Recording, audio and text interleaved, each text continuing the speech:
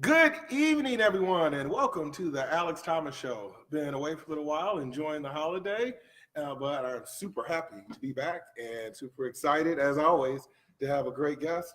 And tonight it's Matthew Miller. Welcome, Matthew. Thanks, Alex. I like being here. I'm glad to have you.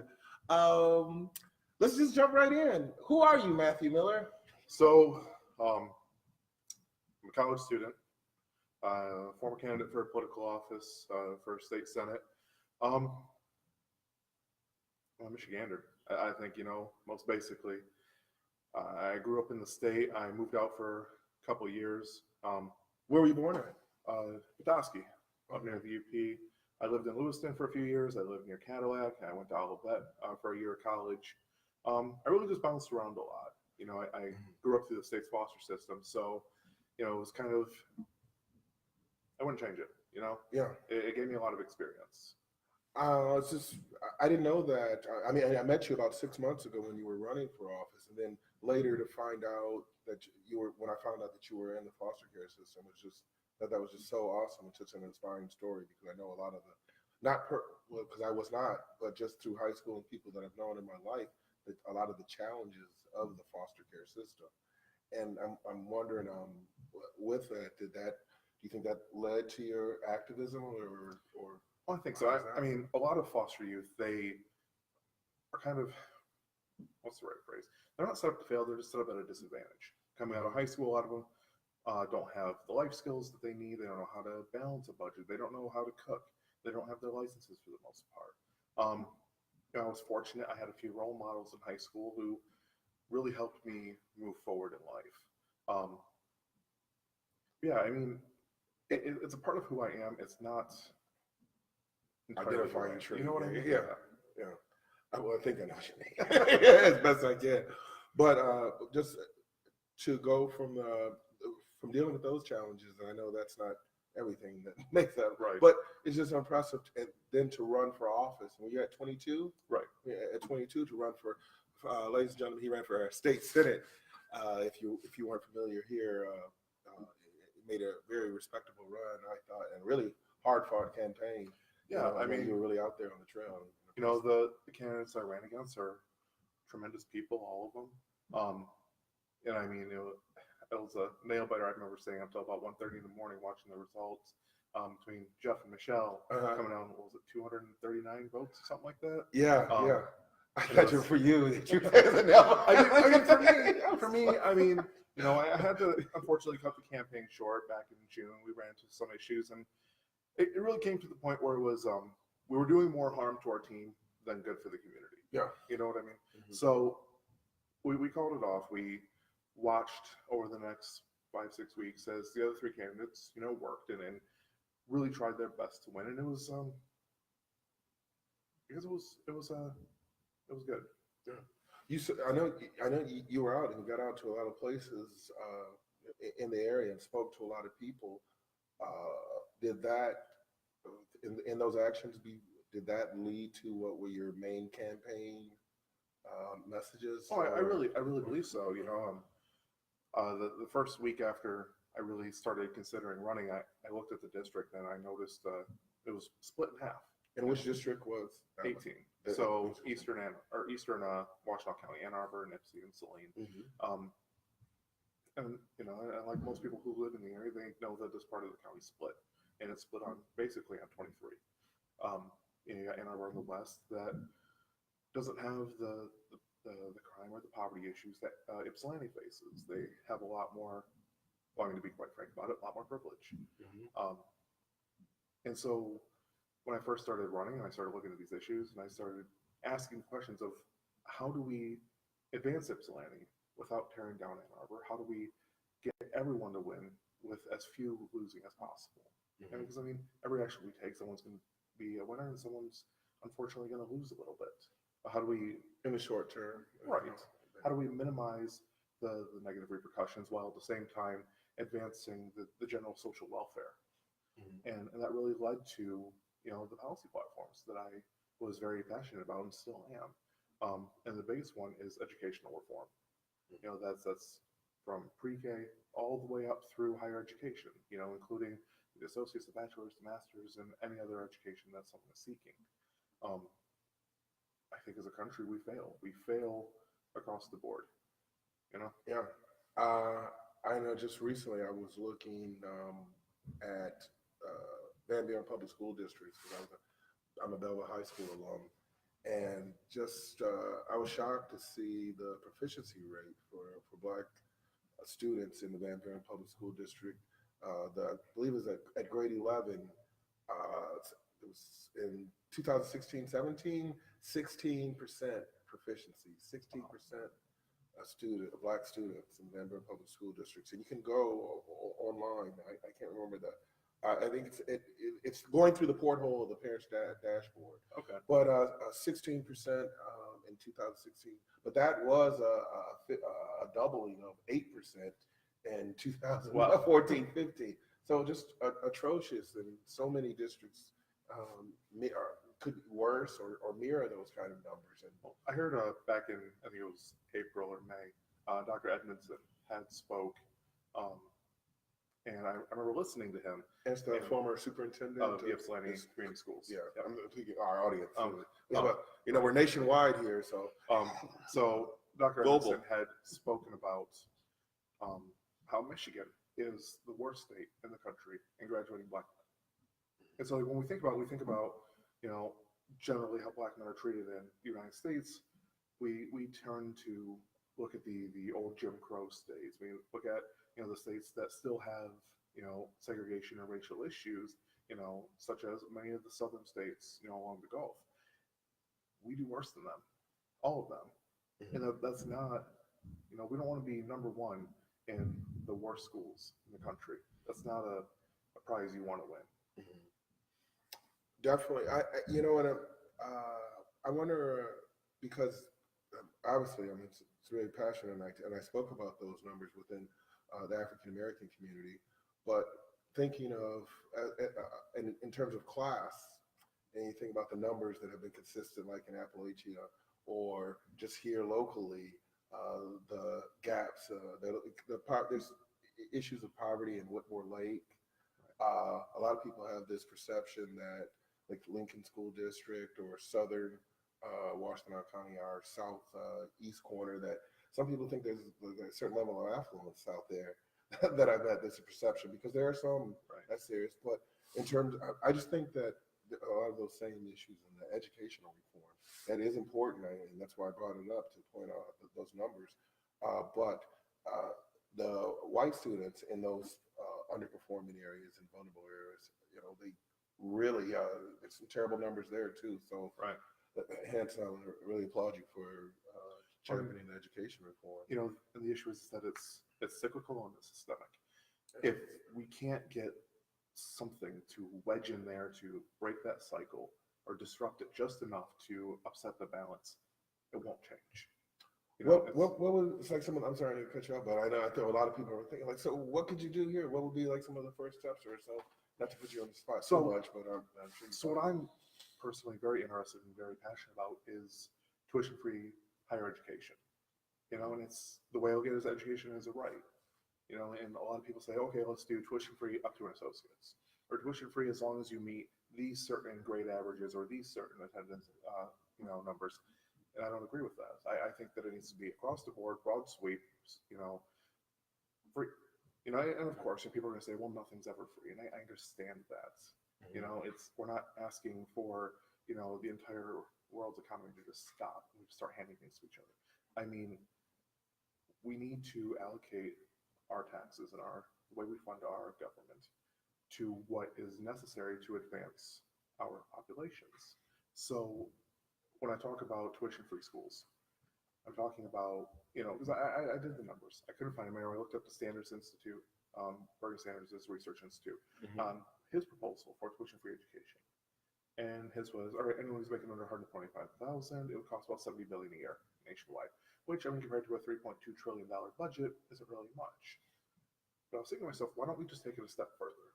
Why don't we look at what would it take for all students and all tuition in the country?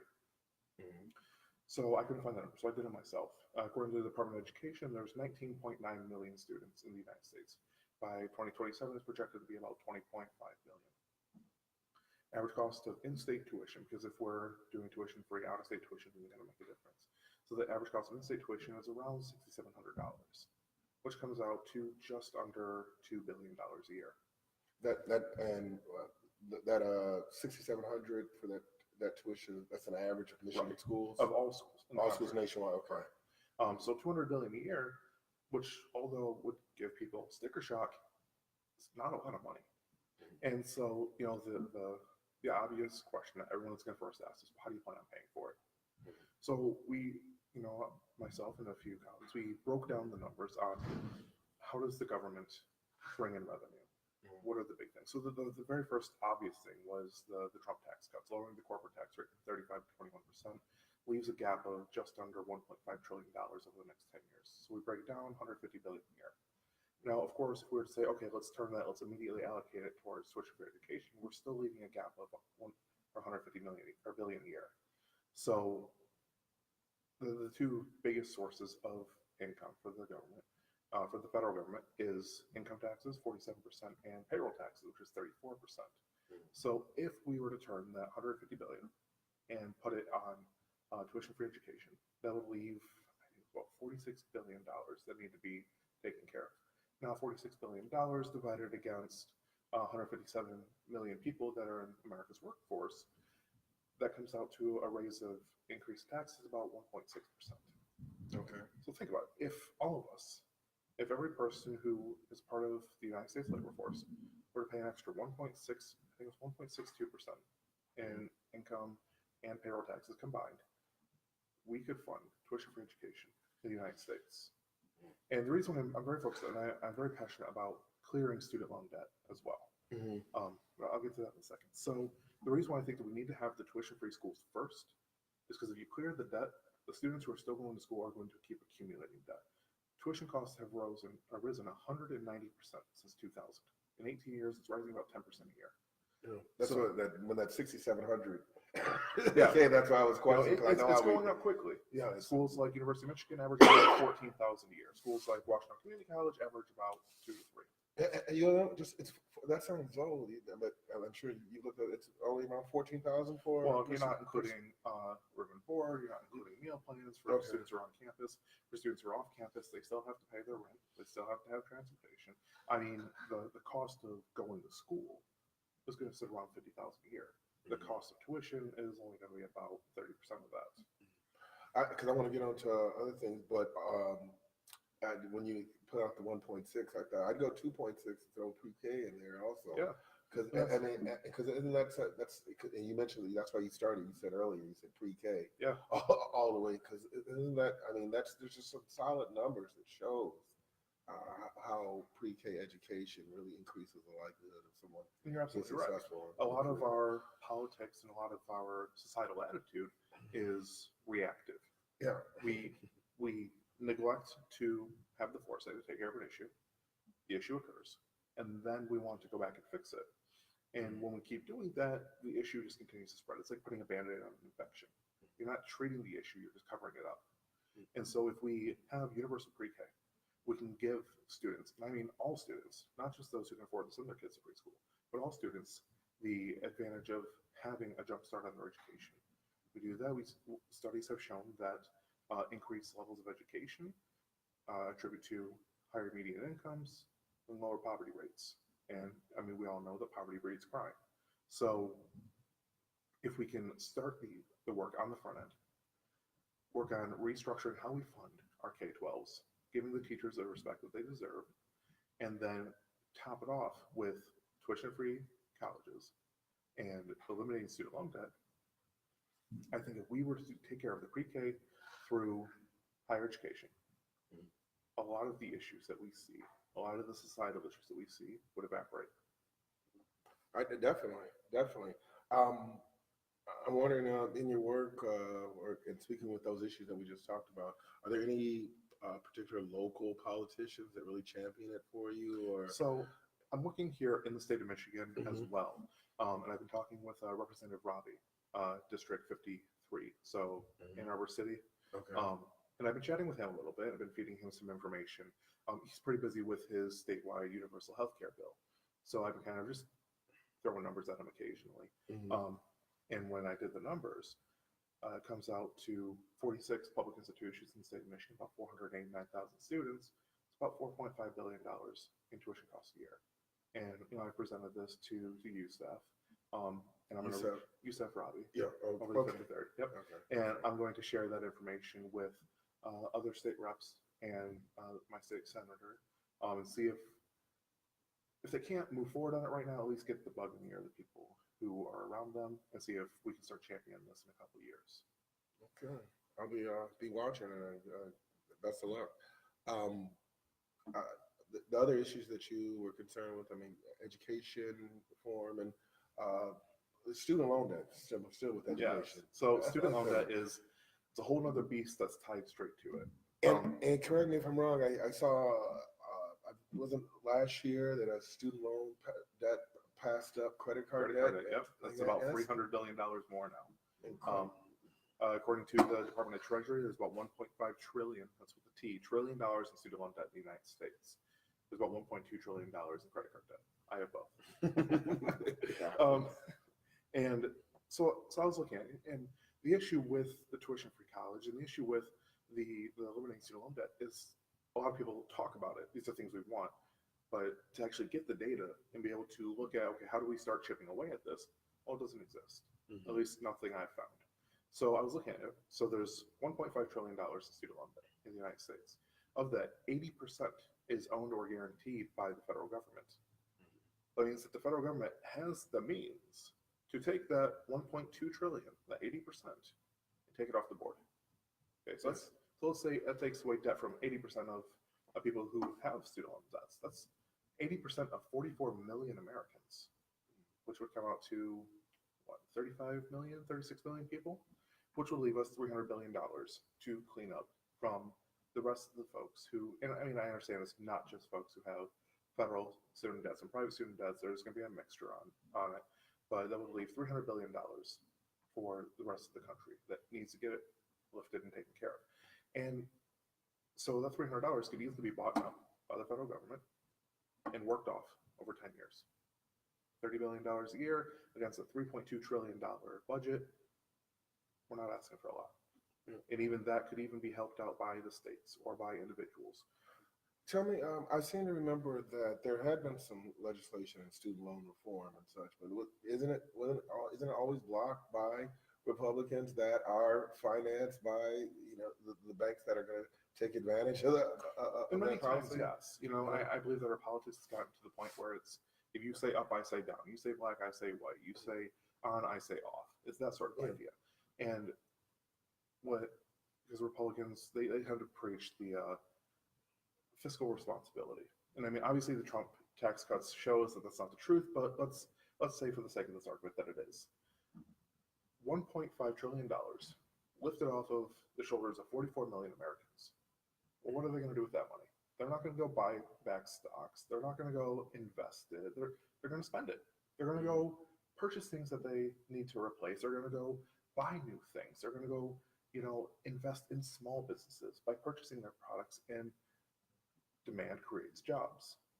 So the more that we're buying, the more that we can get people employed. And the more that we get people employed, the better we can get their wages raised. And so the issue is that we say, oh, tuition-free colleges. And we leave it at that. We don't talk about the economic bonuses. We don't talk about the bonuses to the criminal justice system, which that needs to be rehabilitated towards an educational front and not a punishment front. We don't talk about the bonuses to the environment. If you have a much more educated people, they're going to be able to, and people who don't have crippling debt that holds them home, they're going to be able to focus on environmental issues instead of saying, well, I don't really care about the California wildfires because I have to work 80 hours a week. When the reality is the smoke affects us all. The fires are affecting millions of people. The ever-marching rise of climate change is affecting every single one of us, 7 billion of us. And if we have very educated and debt-free people, they're going to be able to focus on these issues. They can hold politicians' feet to the fire. They can take civic action that needs to be taken, and they won't be able to use the excuse of, well, I have to work too much. Absolutely. You know Angela Barbash? She runs Revalue. It's just fee only investment counseling. Okay. She's a real strong community advocate. She had posted, I thought a few months ago, and it talked about some legislation around student loan debt here in Michigan, and you know, she's a great person. So I'm not even sure if I'm not positive that it is her. So correct me if I'm wrong, and I wish I could remember exactly what it was. But do you remember some legislation around? I'm not familiar with it. I would have to take a Okay. look and see. But it was like to what I was saying before. I believe there was I believe they wanted to somehow take away. You know, Like I'm getting forgiveness confused. programs, No, it was reducing the with the loans. interest rates. Yeah, reducing the interest Okay. rates or capping it. And it is obviously going to be less profitable, but I'm pretty sure locally, and I'm just killing this, but I'm pretty sure locally that the Republicans were against it here. And I'm gonna on the next show, I'm definitely gonna have that research, and I'll bring that up. But it's just such a serious issue, and I think a lot of times when it's with something that needs to be talked about, is a lot of vocational and unaccredited schools Sure. that target students that target students in vulnerable populations, and vulnerable because they're like predators, you know. And I'm talking about hanging out at the Department of Social Services and handing out school cosmetology brochures where the tuition is set at how much financial aid they can get, Right. and propping you up with all these stories of so-called career and such, and then students sign up, and then they find out it's not accredited, and people don't graduate as much, but then and they ended up dropping out, but yet and then the school doesn't return their student loan, Right. or damages their ability to get financial aid in the future and such, and that's a huge issue, you know. Well, and I believe that if we have tuition-free schools and more folks can afford to go to school, that universities and colleges would see this as a market to, okay, so we can't entice students to come to our schools by giving them financial aid packages anymore. So what can we do?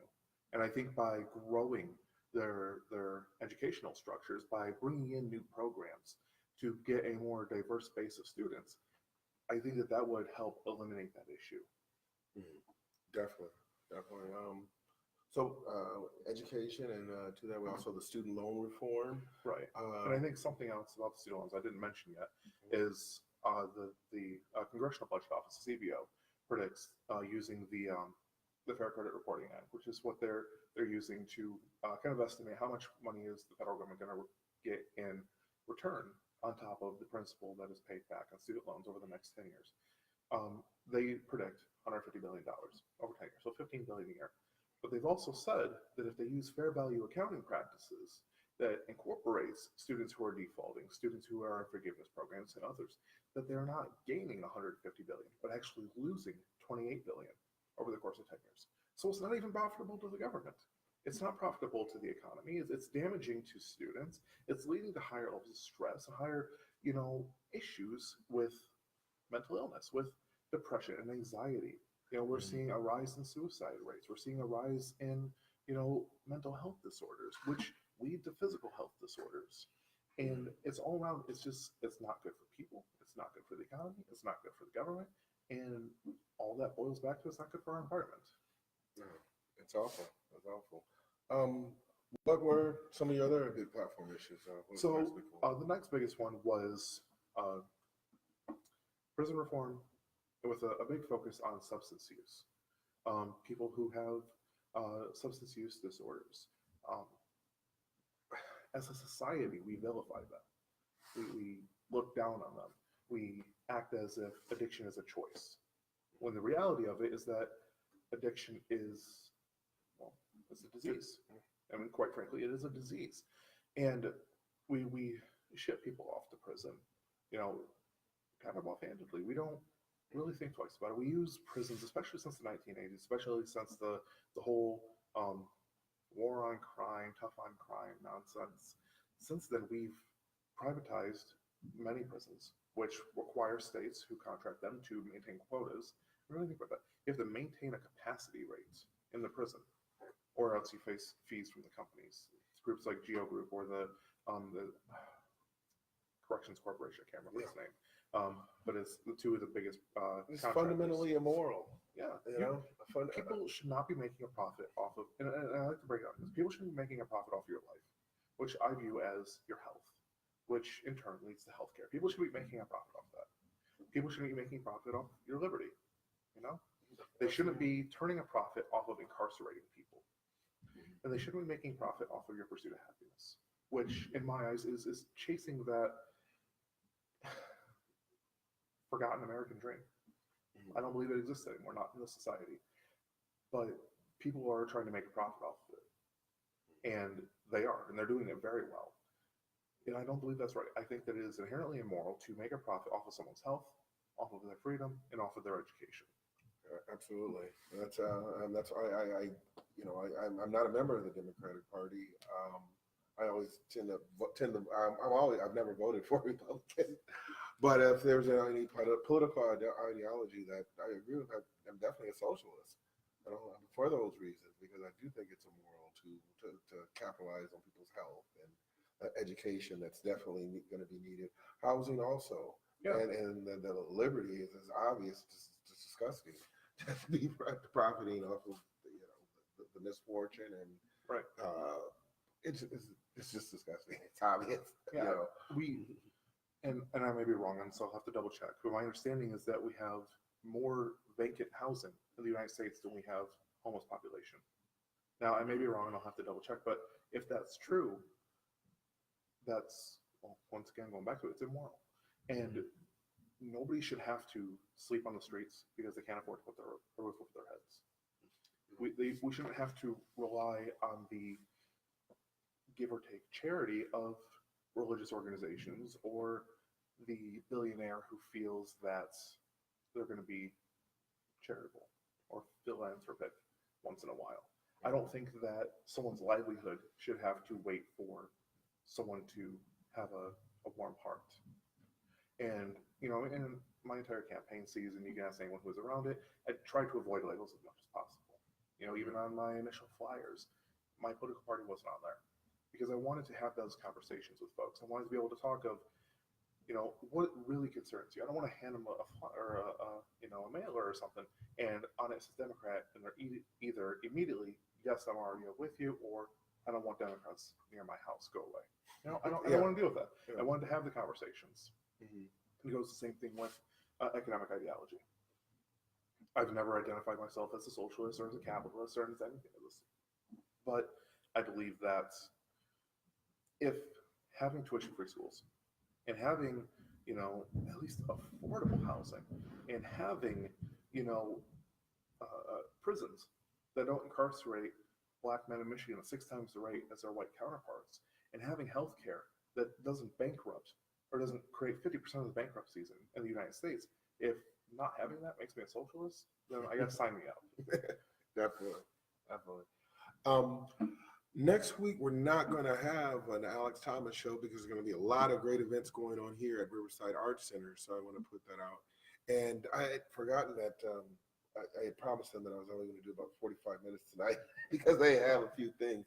So we have about 5 more minutes that, because I forgot that we were going shorter.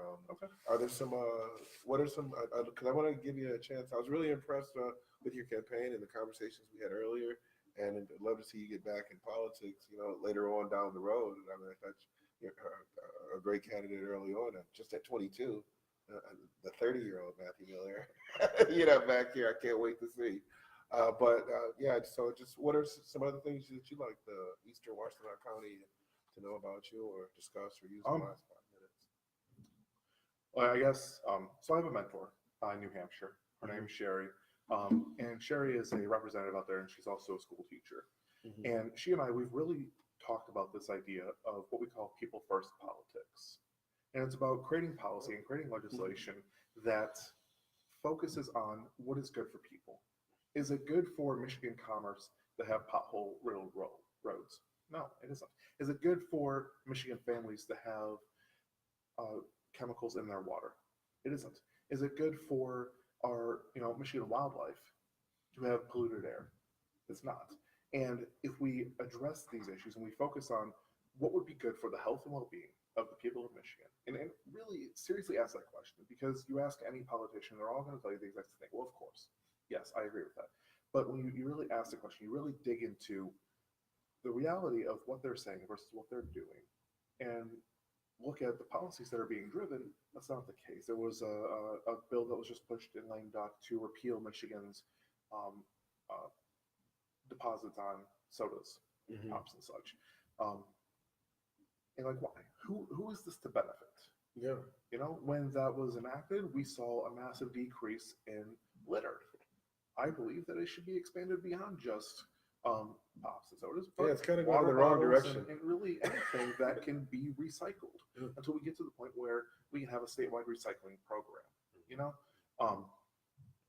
So with people first politics, what I see is almost like a rebirth. I see a rebirth in culture and in society and in compassion. And that's something that we're really lacking. There's an individual who's talked about running for president, and he talks about how we need someone, what was the word he used? Street fighter. We need a street fighter who can take on Donald Trump. No, we don't need that. We don't need to fight fire with fire. You can't drive out darkness with more darkness. You can't drive out hate with hate. It needs to be combated with its polar opposite. And I truly believe that. I believe that there are people who cannot be reasoned with, should not be attempted to reason with. Literal Nazis marching in our streets, Alex. I'm not going to spend a minute trying to reason with them. If someone throws a swing, I'm going to turn and look the other way. All right? But we can't pour gasoline on a raging fire. We have to find a way to curb it. We have to find a way to quit egging on fear. And that's the big thing of what, especially the Trump administration is doing. Look at the asylum seekers on the southern border. And I don't call them the migrant caravan. I call them asylum seekers because that's what they are. They're not a caravan that's trying to invade our country. And we look at what's going on with them. We look at these people who, just the mass level of misinformation and disinformation in the United States, that people don't understand that to apply for asylum, you have to be in the U.S. or be at a port of entry. People don't get that. And when they limit those ports of entry and then accept to 100 a day, and then and the thing is that we have known they've been coming for months. We could have provided warm food, blankets, and social workers. Instead, we provided barbed wire, guns, and soldiers. And if you keep pouring the gas on the fire, nobody's going to win, and we're all going to lose. I totally agree. You have to be for something. You can't win by being against something, and it's a good lesson for life too. Thank you very much, Matthew. I appreciate it. Good luck to you in the future, and like I said, I hope you're back. The 30-year-old Matthew Miller in that campaign, and maybe you can launch it on the Alex Thomas Show in a few years. Thank you, everybody, and see us in 2 weeks, and we'll have a great show for you, and you have a happy holiday. See you then.